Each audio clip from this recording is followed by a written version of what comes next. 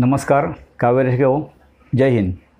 आज 28 मे स्वातंत्र्यवीर सावरकरांची 138वी जयंती.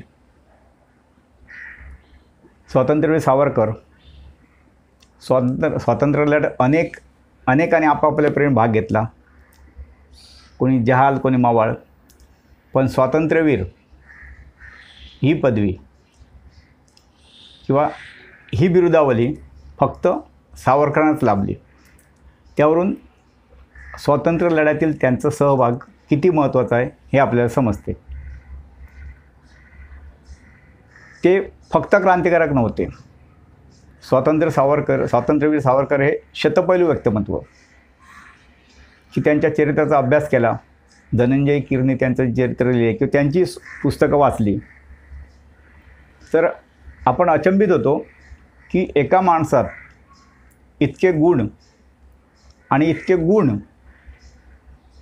हे कसे असू शकतात किंवा एका माणसाला इतक्या गोष्टीतलं सगळंच कसं कळू शकतं, सगळ्यात प्रावीण्य कसं असू शकतं. त्यांचा जागतिक इतिहासाचा अभ्यास होता. ते लेखक होते, कवी होते. कवीच नाही तर त्यांना महाकवी मानतात. कालिदास, वाल्मिकी, त्यानंतर स्वातंत्र्य सावरकर हे महाकवी. ते निबंधकार होते, नाटककार होते, भाषा आणि लिपी सुधारक होते.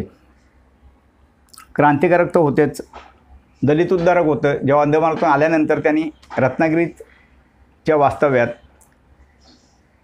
जातीपाती नष्ट करण्यासाठी किंवा दलितांना सन्मान मिळवून द्यायसाठी इतकं काम केलं आहे की ते वाचल्यावर आपल्याला अचंबित व्हायला होतं. बाळाराव सावरकरांनी त्यानंतरची 40 वर्ष, अंदमानातून सुटून आल्यानंतर 40 वर्ष, त्याचे 10-10 वर्ष जे खंड आहेत त्यांचे, ते खरोखर वाचण्यासारखे आहेत. मग आज जे काही असे नतद्रष्ट लोक सावरकरांवर चिखलफेक करतात, ती कशी अनाठाई आहे आणि ती कशी द्वेषाने भरलेली आहे ते ती पुस्तकं वाचून कळतं. ब्रह्मर्षी पविवर्तक ह्यांनी त्यांना स्वातंत्र्य सावरकरांना राजयोगी म्हटलेलं आहे. तसंच अध्यात्मातील महामेरू असंही त्यांनी म्हटलं आहे. तर अंदमानसारख्या ठिकाणी नरक यातना भोगताना, अक्षरशः नरक यातना, त्यांनी कमला आणि गोमंतक ही काव्य लिहायचं कुठलंही साधन नसताना, सगळ्यांनाच माहितीच आहे, त्याने अंधार कोठडीत त्या भिंतीवर लिहिलं. आदल्या दिवशी लिहिलेलं किंवा आदल्या दिवशी काव्य रचलेलं ते पाठ करायचं, मुखोद्गत करायचं, मग दुसऱ्या दिवशी मग ती दोन्ही पाठ करायची, मग तिसऱ्या दिवशी असं त्यांनी काव्य रचून ती तोंडपाठ करून अंदमानातून सुटून आल्यानंतर रत्नागिरीत ती काव्य लिहून काढली. साधारण 8-10 हजार ओळींचं हे काव्य 10-12 वर्षानंतर पुन्हा लिहून काढणं, ते मुखोद्गत करून, हा जी काही स्मृती असते, जी काय आपली याद असते, आठवण असते, त्यातील एक जागतिक चमत्कार म्हटला पाहिजे. कारण इतक्या ओळी त्या मुखोद्गत करून, पाठ करून, ते लक्षात ठेवून 12-13 वर्षांनंतर लिहून काढणं ही अशक्य कोटीतली गोष्ट आहे. तर असे सावरकर बहुआयामी होते की त्यांचं एक गुण घेतला तर त्याच्यावर अभ्यास करायला आपलं जीवन संपेल, इतके ते मोठे होते.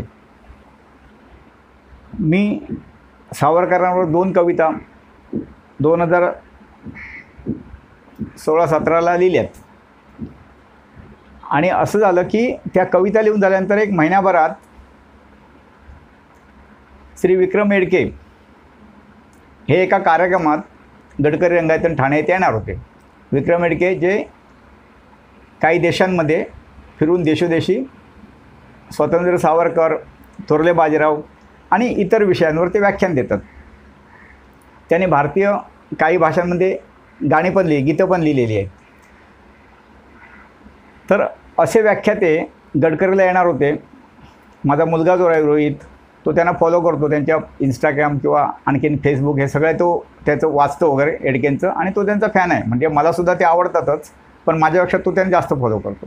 तर त्याने मला सांगितलं की असं असं गडकरीला विक्रम मेडके साहेब येणार आहेत आणि आम्ही त्यांना भेटायला गेलो. भेटायला गेल्यानंतर त्यांचं व्याख्यान ऐकलं आणि त्यांना भेटल्यानंतर मी त्यांना माझ्या 2 कविता दिल्या, ओळख करून दिली, कविता दिल्या आणि सांगितल्या स्वातंत्र्य सावरकरांवर मी कविता आत्ताच लिहिल्या, अगदी 15 दिवस झाले.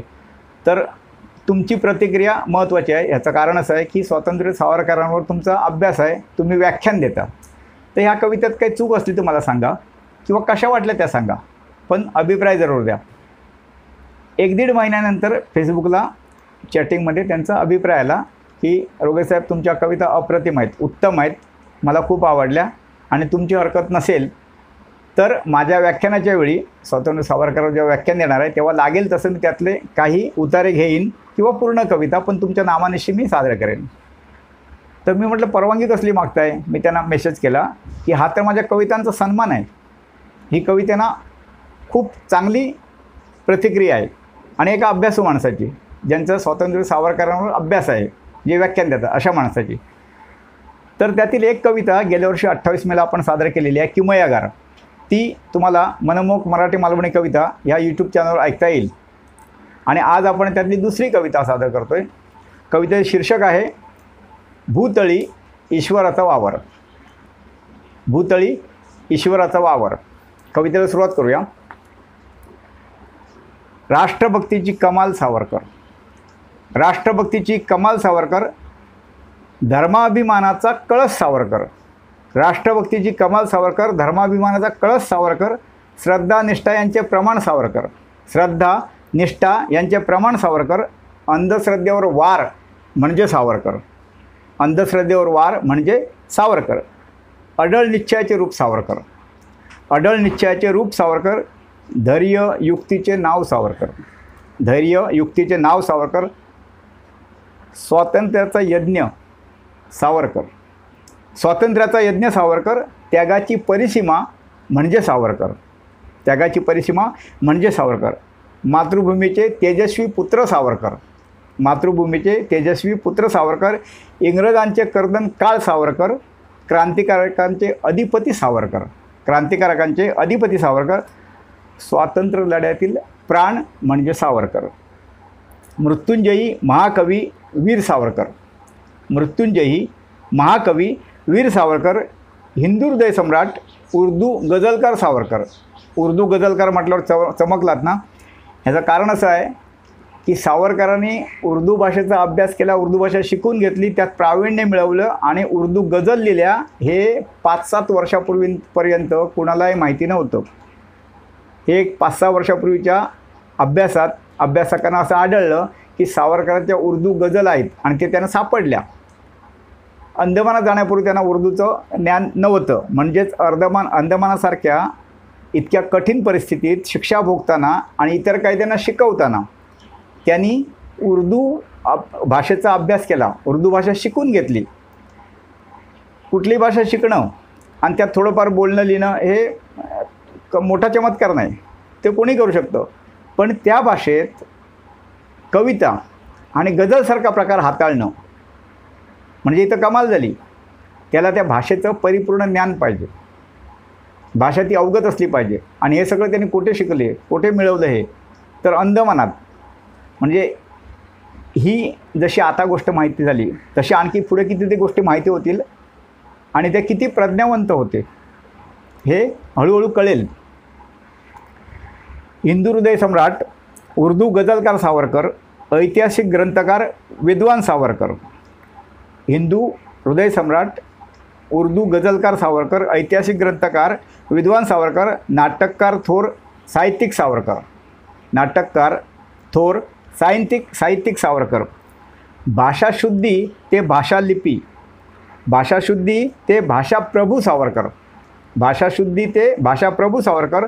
हजरजबाबी घणाघाती वक्ता सावरकर. ते इतके हजरजबाबी होते की अंदमानात जो जेलर होता तुरुंगाधिकारी बारी, तो त्यांना वेळोवेळी यायचा त्यांचा अवमान करायला आणि तो काहीतरी खोचक मार्मिक अशी प्रश्न विचारायचा आणि सावरकर प्रत्येक वेळा त्याला निरुत्तर करायचे आणि तो जायचा. इतके ते हजरजबाबी होते. भाषाशुद्धी ते भाषाप्रभू सावरकर. हजरजबाबी घणाघाती वक्ता सावरकर. द्रष्टा नेता समाज सुधारक सावरकर, भाषाप्रभू ते भाषा प्रभू सावरकर, हजारबाबी घणाघाती वक्ता सावरकर, द्रष्टा नेता समाज सुधारक सावरकर, प्रज्ञावंत स्वातंत्र्यवीर म्हणजे सावरकर. मित्रांनो, पातंजल योगमध्ये पातंजल मुनी लिहिले की प्रज्ञावंत आपण कोणालाही म्हणतो, पण प्रज्ञावंत हा काही हजार वर्षांतर एक जन्मतो, ज्याला प्रज्ञा असते ते प्रज्ञावंत, आणि तसे सावरकर होते.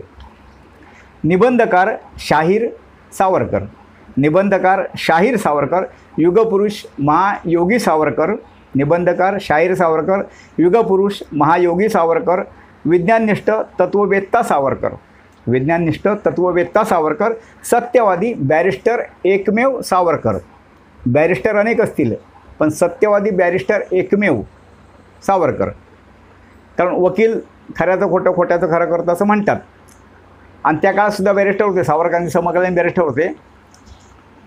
ते काही असे चालायचे, प्रयोग करायचे, ढोंग करायचे, पण सावरकर तसे नव्हते. सावरकर सत्यवादी बॅरिस्टर एकमेव सावरकर म्हणून म्हटलं आहे.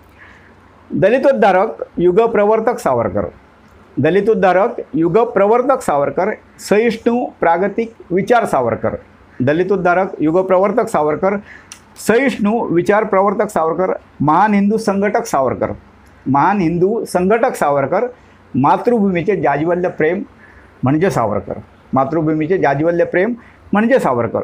शिवबांची तलवार सावरकर, शिवबांची तलवार सावरकर, भीमसेनाची गदा सावरकर, शिवबांची तलवार सावरकर, भीमसेनाची गदा सावरकर, श्रीकृष्णाचे सुदर्शन सावरकर, श्रीकृष्णाचे सुदर्शन सावरकर, महादेवाचा तिसरा नेत्र म्हणजे सावरकर, महादेवाचा तिसरा नेत्र म्हणजे सावरकर, गीतेतील सकल ज्ञान सावरकर, गीतेतील सकल ज्ञान सावरकर, बुद्धीचे बृहस्पती सावरकर. आता इथे गीतेतील सकल ज्ञान म्हटलं आहे, तेव्हा जे प्राच्यविद्या अभ्यासक ब्रह्मर्षी पविवर्तक ह्यांच्या अभ्यासानुसार त्यांनी सांगितलं आहे की मूर्तिमंत गीता अख्खा आयुष्यभर जगलेले एकमेव जी व्यक्ती आहे ती म्हणजे सावरकर. ते गीतेप्रमाणे वागलेत, गीतेप्रमाणे जगलेत. गीता वाचतात खूप जण, पण ती आकलन काहीच लोकांना होते, आणि त्याचं अनुकरण करणं हे तर अशक्य कोटीतली गोष्ट आहे, आणि ती सावरकरांनी केलेली आहे.